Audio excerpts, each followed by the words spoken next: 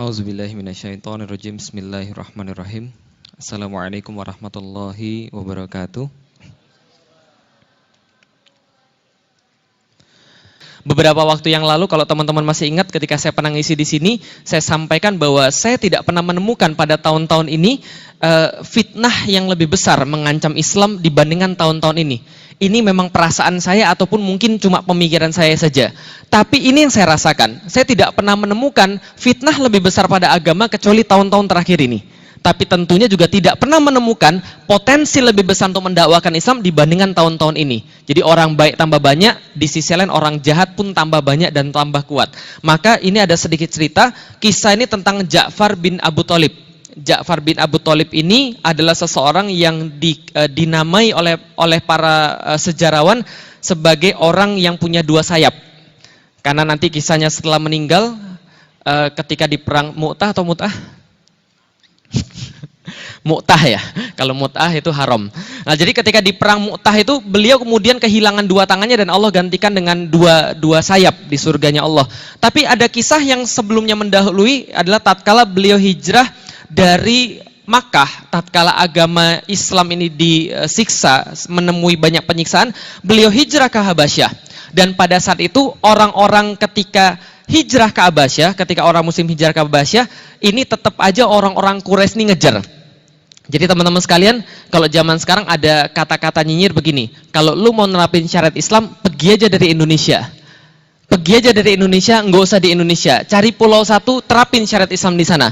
Yakin, kalaupun kita melakukan begitu, nanti setelah kita buat syariat Islam di satu pulau, mereka akan datang untuk kemudian bawa kita balik lagi.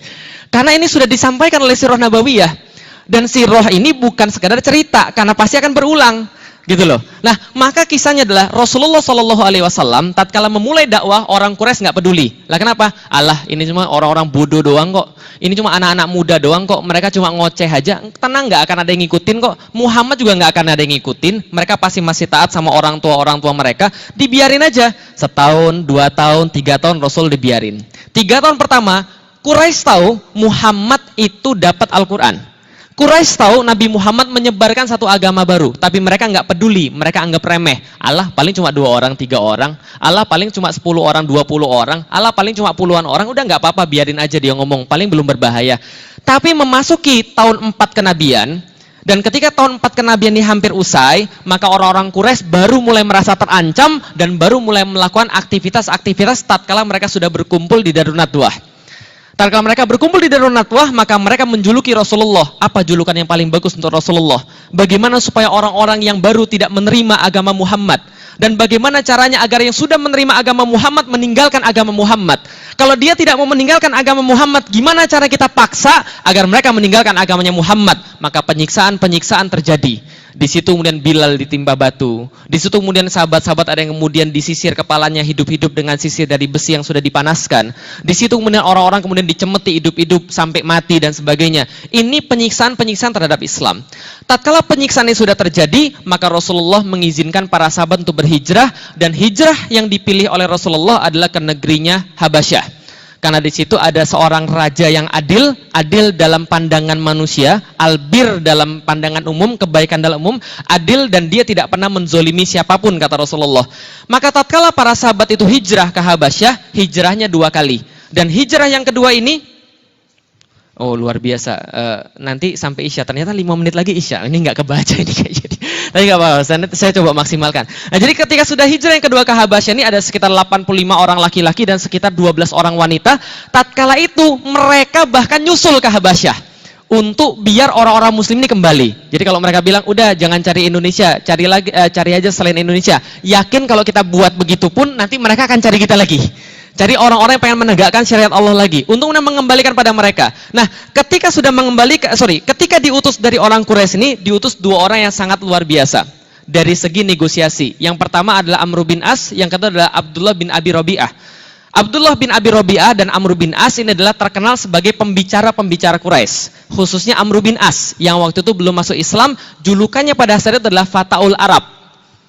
pemuda yang bright, pemuda jeniusnya Arab lah, kira-kira gitulah, ngomong pinter, negosiasi pinter, apa-apa licik, culas, cerdas, kira-kira gitulah Amr bin As. Nah, Amr bin As ini kemudian diutus kepada raja, bawa banyak sekali hadiah-hadiah pada raja, bawa kemudian banyak sekali upeti-upeti pada raja. Ketika sudah sampai pada raja, Amr bin As pinter, nggak langsung didatangi rajanya, tapi didatangi menteri-menterinya dulu, didatangi pembantu-pembantunya dulu, kemudian bilang pada pembantunya, nanti kalau saya bilang sama raja, kamu iyain ya.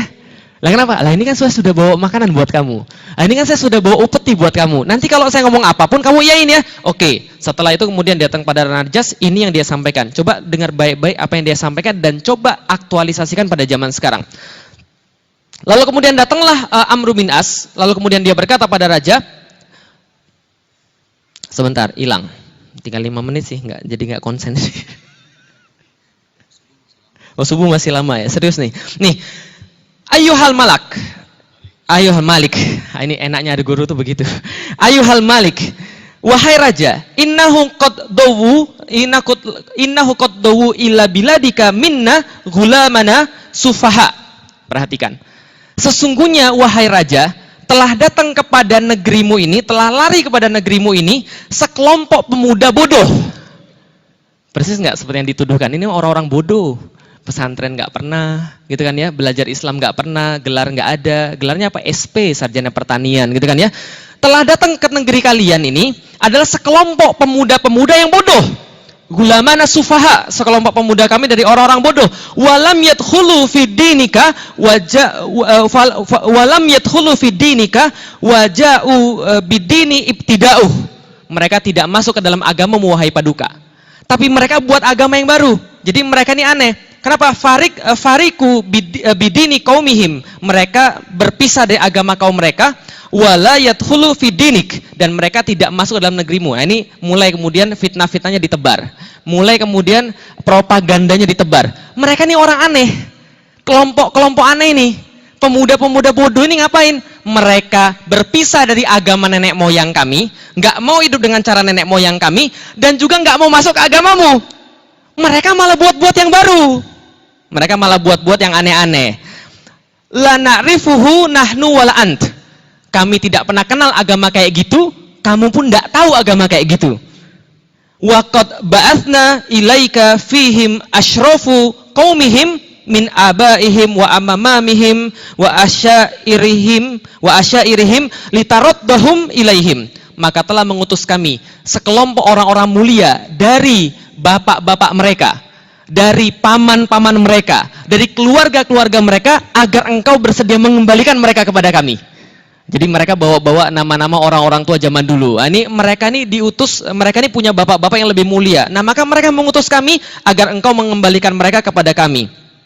Nah, fahum a'la bihim ainan, dan kelompok-kelompok yang sudah tua itu, kelompok-kelompok yang mulia itu lebih tahu urusan mereka daripada kamu wahai paduka. Wa a'lamu bima abu alaihim, dan lebih tahu tentang ocehan-ocehan mereka, lebih tahu tentang fitnah-fitnah mereka, propaganda-propaganda mereka yang merusak persatuan di antara kami. Wa atabu fihi, dan wa atabuhum fihi, dan apa yang mereka katakan tentang perkara-perkara yang jelek di dalam ketika di kelompok kami. Nah, jadi itu adalah fitnahnya. Nah, ketika sudah terjadi fitnah seperti itu, apa terjadi? Menteri-menterinya bilang, benar, wahai paduka, balikin aja tuh mereka pada orang-orang Quraisy. Kan sudah dibayar kan ya? Sudah disogokkan, udah kasih aja mereka pada orang-orang Quraisy. Maka Raja Najas tidak mau langsung ngasih. Tapi Raja Najas bilang, demi Allah, saya tidak akan menyerahkan mereka pada Anda. Lah kenapa? Orang-orang ini sudah datang ke negeri saya, dan sebagaimana saya kepada orang lain, saya lindungi orang-orang yang sudah milih negeri saya, dan saya tidak akan serahkan pada kalian. Tapi kalau yang kalian katakan benar, saya akan serahkan balikkan. Maka kita harus tanya dulu pada mereka, apa yang engkau katakan ini benar atau tidak? Bagaimana kemudian dikatakan oleh mereka? Lalu kemudian berdiskusi lah kaum muslim. Lah gimana nih? Apa yang kita katakan pada mereka? Lalu kemudian salah seorang di antara mereka, kemungkinan besar adalah Ja'far bin Abu Talib, mengatakan, naqulu wallahi ma'allamana wa ma'amarana bihi nabiyyina sallallahu alaihi wasallam kainan fi dzalika ma huwa kain. Yang kita katakan mereka, kita tidak akan berbohong. Kita tidak akan kompromi. Kita tidak akan membelok-belokkan lidah kita. Kita tidak akan mengatakan apa yang mereka suka. Tapi yang kita katakan adalah apapun yang telah Allah sampaikan kepada kita dan apapun yang telah diajarkan oleh Rasulullah SAW kepada kita, kainan fi dzalika fahuwa kain. Apapun yang terjadi, terjadilah. Nggak peduli. Allah Maha memberikan perlindungan. Tapi sayangnya waktunya sudah habis. Nanti saya lanjutin lagi ya. Ini ceritanya. Apa jawabannya Ja'far? Nanti itulah jawaban kita kepada orang-orang yang kemudian membuat propaganda buruk terhadap orang-orang yang menginginkan tegaknya syariat Allah. Wallahu a'lam bishawab. Assalamualaikum warahmatullahi wabarakatuh. Jadi tadi kita sudah melihat teman-teman sekalian bahwa tatkala orang-orang ditindas di Makkah dan mereka mencari perlindungan pada Raja Najasy, maka itu pun tidak cukup bagi orang-orang Quraisy. Mereka tidak ridho walaupun hanya sekitar 90-an orang sampai 100-an orang yang berhijrah, mereka tetap mencari orang-orang itu, mengembalikannya kemudian pada penyiksaan-penyiksaan yang mereka lakukan karena mereka tidak ridho apabila orang-orang itu selamat dengan agamanya. Maka mereka mengutus Amr bin As dan juga Abdullah bin Abi Rabi'ah, lalu kemudian melakukan sebuah propaganda dengan mengatakan, wahai Paduka, mereka ini orang-orang bodoh di antara kami, pemuda-pemuda bodoh pula. Sesudah pemuda-pemuda bodoh ini mereka meninggalkan agama mereka, memecah belah di antara kaum-kaum mereka dengan agama baru mereka ini, dan mereka tidak masuk dalam agamamu tapi sudah meninggalkan agama kami. Jadi mereka ini orang nggak jelas ini.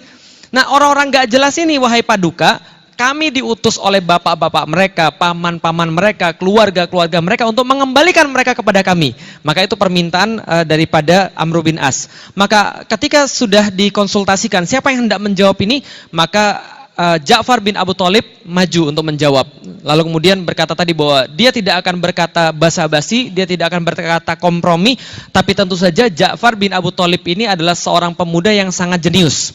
Seorang pemuda yang sangat pintar dalam berkata-kata. Dia tidak menghilangkan makna, tidak melenceng dari esensi, tapi kata-katanya sangat bagus. Bagaimana kata-katanya? Mau bahasa Arab atau bahasa Indonesia? Kalau bahasa Arab enggak selesai 2 menit. Ya, jadi dia katakan bahwa ya ayyuhal malik, wahai Paduka, kunna qaumun ahlul jahiliyah. Kami ini dulu orang-orang bodoh. Kami ini dulu orang-orang jahil. Apa kejahilan kami ini? Na'budul asnam. Kami menyembah berhala-berhala. Wa na'kulul mayyitah. Dan kami memakan mayit. Coba bayangkan, kami bodoh nggak kami ini? Kami menyembah berhala, kami makan mayit. Wa na'til fahisyah. Kami mendatangi perbuatan keji. Wa naqaul arham, kami memutus tali silaturahim. Kurang apa lagi kami? Bahkan wa nasyaul jiwar, kami melupakan tetangga, kami tidak berbuat baik pada tetangga. Wa ya'kulul qawi min hal dhaif, dan di antara kami yang kuat-kuat itu memakan yang lemah dengan riba, dengan perbuatan-perbuatan dosa ketika berdagang, dengan perbuatan-perbuatan yang salah ketika di pasar. Itu kemudian di antara kami yang kuat memakan yang lemah. Fakunna ala dzalik, dan sementara kami dalam keadaan demikian, hatta ba'atsallahu ilaina rasulan minna, sehingga Allah kemudian mendatangkan kepada kami rasul dari kalangan kami sendiri, na'rifu nasabahu, kami mengenal nasabnya, kami mengetahui keturunannya, wasidquhu, dan kami juga mengetahui kebenarannya, wa amanatuhu, dan juga amanahnya, wa afafahu, dan juga kesucian diri dia. Lalu kemudian fada'ana ilallah, dan dia menyuruh kami kepada Allah, wa nauhiduhu wa na'buduh, dan mengesakan dia, menyembah dia, wa nakhla'u ma kunna na'budu nahnu wa abauna, dan dia meminta kami untuk meninggalkan apapun yang kami sembah daripada yang disembah oleh bapak-bapak kami, min dunihi, selain Allah, minal hijarah wal ausan, dari batu-batu dan juga patung-patung. Kami meninggalkan semua itu hanya untuk beribadah pada Allah Subhanahu wa taala. Kemudian apa yang kemudian diperintahkan? Beliau sallallahu alaihi wasallam menyuruh kami untuk jujur dalam berbicara, sidq dalam lisan, menyampaikan amanah, menyambung tali persaudaraan, berbuat baik kepada tetangga, melarang kami melakukan kekejian, memerintahkan kami untuk memelihara darah, tidak membunuh, tidak menyebarkan kata-kata fitnah, mengadu domba, berdusta, melarang kami memakan harta anak yatim, menuduh orang-orang yang bersalah, atau menuduh wanita-wanita yang baik-baik dengan keburukan. Beliau menyuruh kami mengabdi pada Allah, tidak menyekutukannya dengan sesuatu, menegakkan salat, lalu melakukan zakat, dan berpuasa pada bulan Ramadan. Karena itulah kami beriman kepadanya, mengikuti ajaran di bawahnya, menghalalkan apa yang dihalalkan, mengharamkan apa yang diharamkan. Lalu, Paduka, mereka ini tatkala kami sudah berubah baik, malah mereka memusuhi kami. Mereka menganggap kami aneh. Padahal kami itu dulu jeleknya minta ampun, makan babi, gitu kan ya, pacaran, gitulah. Lalu kemudian Allah mendatangkan kami Islam ini. Saya doang, gitu kan. Lalu Allah mendatangkan pada kami Islam dan mereka nggak suka.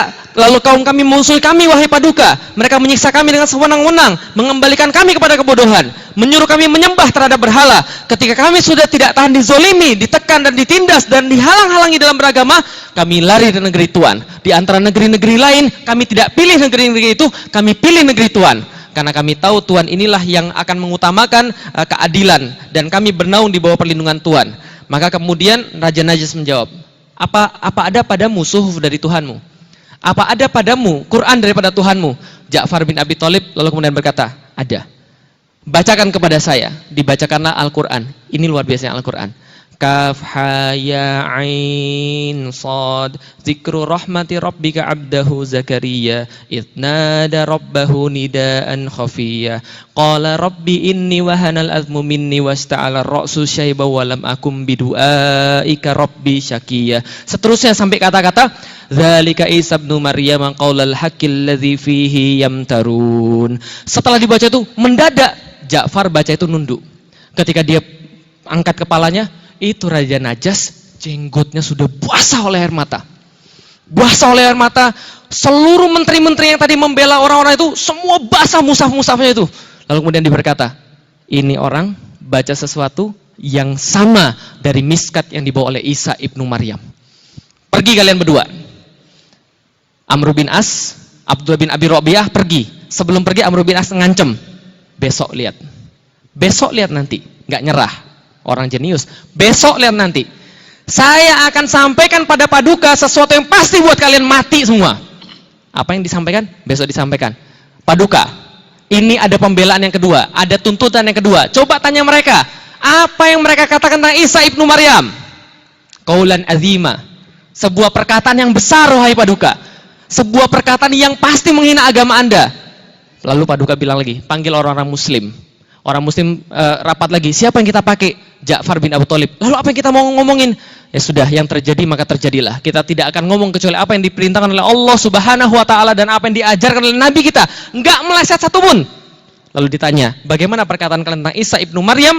Maka kemudian Ja'far berkata, maka perkataan kami tentang Isa ibnu Maryam adalah sama seperti apa yang diajarkan oleh kami kepada Rasulullah sallallahu alaihi wasallam. Lalu apa yang dikatakan oleh Rasulullah sallallahu alaihi wasallam? Isa adalah hamba Allah. Rasulullah kalimatihi, dia adalah kalimatnya, ruhnya yang ditaruh di dalam diri Bunda Maryam yang suci.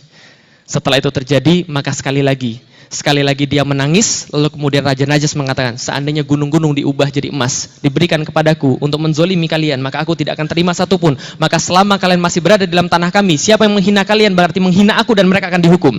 Siapa yang mengolok-olok kalian berarti mengolok-olok aku, maka mereka akan dihukum. Siapa yang mengganggu kalian, mereka akan dihukum. Kalian aman selama kapanpun yang Anda mau. Pelajaran pertama teman-teman sekalian, itulah Al-Quran. Ahlul Quran gak ada takutnya. Yang kedua, pasti akan terjadi model-model begini. Silakan aktualisasikan sendiri dalam kehidupan nyata seperti sekarang seperti apa. Persis betul. Tapi ahlul Quran wala khaufun alaihim walahum yahzanun. Yang kedua teman-teman sekalian, yang perlu kita pelajari adalah yang kedua, selalu ada propaganda seperti itu. Mereka merusak persatuan, dikit-dikit mengancam NKRI, dikit-dikit mengancam NKRI, dikit-dikit mengancam NKRI, dikit-dikit NKRI harga mati, dikit-dikit NKRI harga mati. Wong semua kita bakal mati kok ngomong seperti itu. Kulluman 'alaiha fan, semua itu pasti akan hancur. Wa yabqa wajhu rabbika dzul jalali wal ikram. Yang tinggal itu cuma Allah. Yang lain itu pasti mati. Kekuasaan itu dipergilirkan. Segala sesuatu yang punya awal pasti punya akhir. Antum lahir, antum pasti mati. Yang satu-satunya tinggal itu cuma Allah. NKRI harga mati, berarti antum mengatakan begitu. Lebih baik antum mati daripada NKRI nggak ada gitu. Bagi saya tidak ada cerita. Walaupun saya sangat meyakini khilafah pasti akan kembali, saya nggak berani ngomong khilafah harga mati. Lah kenapa? Kalau nggak ada khilafah lebih baik mati begitu? Enggak, saya nggak diajarkan begitu. Bagi saya Islam harga mati. Kalau nggak Islam lebih baik kita mati aja. Itu baru benar. Bisa dipahami teman-teman sekalian. Jadi jangan lebay jadi orang. Dikit-dikit mengancam persatuan, dikit mengancam persatuan. Sedangkan mengancam persatuan yang jelas aja udah benar-benar mengancam persatuan malah nggak diurusin. Ini kaum-kaum yang pengen mengembalikan pada berhala. Pelajaran yang terakhir banget nih. Pelajaran yang terakhir. Antum itu nggak usah diajarin sebenarnya. Antum sudah tahu yang mana sih orang-orang yang ikhlas berdakwah mengeluarkan orang daripada penyembahan terhadap berhala selain Allah, menjadi persembahan menyembah kepada Allah terhadap Allah semata, yang menyebabkan antum jadi baik, yang menyebabkan antum meninggalkan makan mayit, makan sesuatu yang haram, dengan yang lain yang justru mengembalikan antum pada penyembahan selain Allah. Bikin apartemen bagi prostitusi, gitu kan? Ya kan ya? Nyuruh makan makanan yang haram, gitu kan ya? Menghormati yang tidak berpuasa. Lah yang kayak gini-gini, lalu kau mengembalikan pada zaman yang lalu. Loh, sama nggak? Sama. Ini kekesalan saya aja. Jadi anggap aja bagian daripada anggap aja bagian daripada guyonan, ya namanya juga anak muda ya. Ya inilah kaum gulama nasufaha, itu mungkin saya juga termasuk orang-orang muda yang bodoh. Insya Allah setelah ini akan ada guru-guru kita, insya Allah lebih paham, lebih bisa menjelaskan. Mudah-mudahan saya nggak salah dalam menjelaskan, dan kalau salah mudah-mudahan Allah mengampuni, dan saya mohon ampun pada jamaah sekalian kalau saya mengajarkan sesuatu yang tidak sesuai dengan Islam. Wallahu a'lam bishawab. Assalamualaikum warahmatullahi wabarakatuh. Dan insya Allah setelah ini, kalau kita tahu bahwa Ahlul Quran itu tidak ada khaufun alaihim wa lahum yahzanun, insya Allah setelah ini Ustadz Sofar Mawardi, Ustadz saya akan menjelaskan apa ciri-ciri Ahlul